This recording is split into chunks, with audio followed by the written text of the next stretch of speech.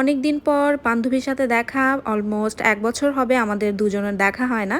আমাদের লাস্ট দেখা হয়েছে সেই আমাদের 4th ইয়ারের এক্সামের সময়, ফাইনাল এক্সামের সময়। এরপর আর আমরা দেখা করতে পারিনি। ও প্রেগনেন্ট ছিল, ওর বেবি হলো। সবাই খুব ব্যস্ত। সব মিলে আসলে আমাদের এখন আর আগের মতো সেভাবে দেখা হয় না। আগে একটা সময় ছিল আমাদের প্রতিদিনই সবার সাথে দেখা হতো, ক্লাস করতাম, পরীক্ষায় যেতাম। তো সব মিলে তখনের সময়টা আসলে অনেক মিস করি।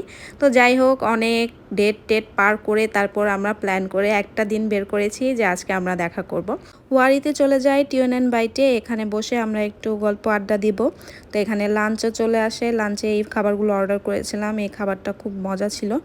আর এখন আসলে আমাদের গল্পের টপিক চেঞ্জ হয়ে গেছে। এখন আমরা ম্যারিড লাইফ নিয়ে গল্প করি। তো গল্প টল্প করে এরপর আমরা বেরিয়ে যাই।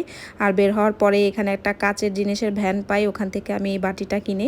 এই বাটিটা দেখতে আমার খুব ভালো লাগছিল। তারপর একটু আড়ংয়ে চলে গেলাম, কারণ সেদিন প্রভার বার্থডে ছিল। তো ওর জন্য একটা গিফট নিব। প্রথমে ব্যাগের সেকশনে চলে যাই।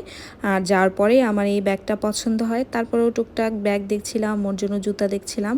বাট ওখানে আমাকে ভিডিও করতে অ্যালাউ করছিল না, তাও লুকিয়ে লুকিয়ে ভিডিও করে ব্লগের জন্য। আর এই জুয়েলারি বক্সটা সুপ্রিয়া ওর বোনের জন্য নেয়।